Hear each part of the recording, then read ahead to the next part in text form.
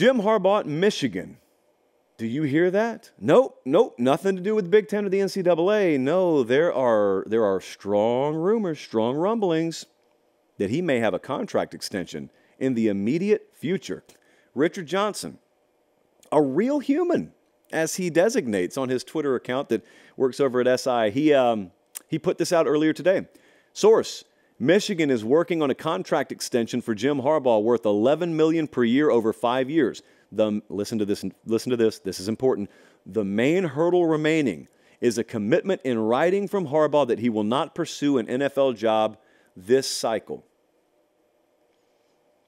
So, what do we think about that? I think about this. So this is where my head went. Number one, the NCAA investigation into their program is still ongoing. Now, I'll be the only person apparently in the room that says, I have no idea how that's going to end up. Everyone else on the internet seems to have guided knowledge about where the NCAA is going to go. Oh, by the way, I don't think the NCAA knows where they're going to go with that, but you have fun trying to predict what those folks are going to do. That's like trying to nail Jell-O to the wall. Not very profitable as a strategy for you, but go for it. Anyway, my point is, Michigan must be pretty confident.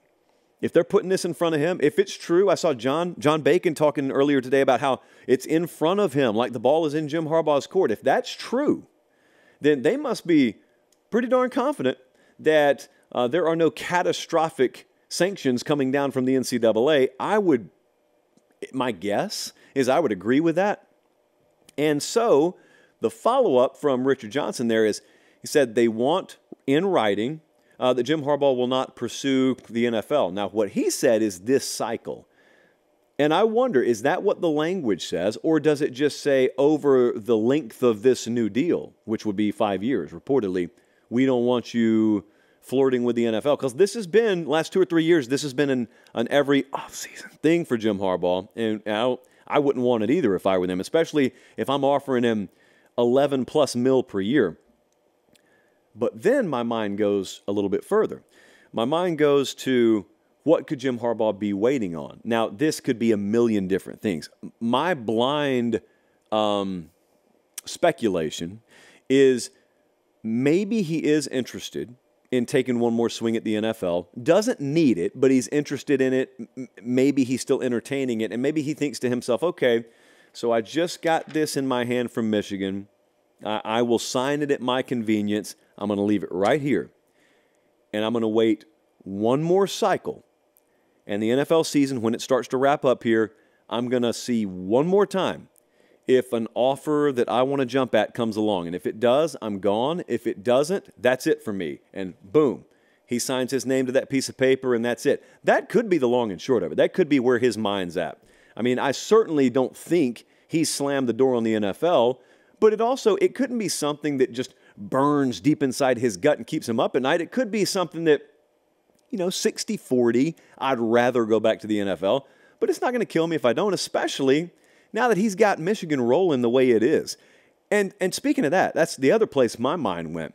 You remember what this used to be? For Michigan fans, you remember what this used to be? This used to be, all right, so Harbaugh came home, big celebration, and then it became, since he didn't just immediately overtake Ohio State, we're still happy to have him, but we got to have more. And then there was a little period of time, especially, culminating in 2020, where a lot of folks in Michigan circles wanted to move on. And so at best, at that point, it was one eye on Harbaugh, but the other eye on the landscape and looking around and thinking, well, this is not the guy that's going to take down Ohio State. This is not the guy that's going to put our program on the top of the Big Ten mountain. So who's it going to be? We're not going to do our guy dirty. He's one of us. So we're gonna try and class up his exit, but he's got to exit. And he didn't. And he got it figured out. And now they're on top of the Big Ten.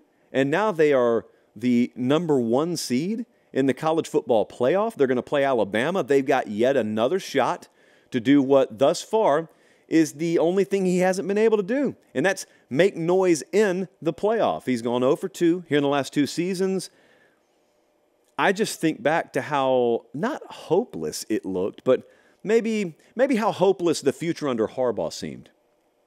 And it's It's always crazy to me if you just let a guy keep going. Sometimes a guy keeps going and just digs himself a deeper hole. But other times, a guy keeps going and he's tried it this way, to this degree angle, and he shifts it 1 or 2 degrees over and 1 or 2 degrees more over. And outsiders, I've said this before, I've been guilty of saying this, outsiders may think not a thing's changing. Well, maybe to your eye it's not, but you don't see. You see a fraction of what's actually going on in there. And I'm just always fascinated by changes subtly in approach, change a staffer here, change a practice philosophy there. You just never know what makes the difference. And you saw the game they just played against Ohio State. It's a 6-point game.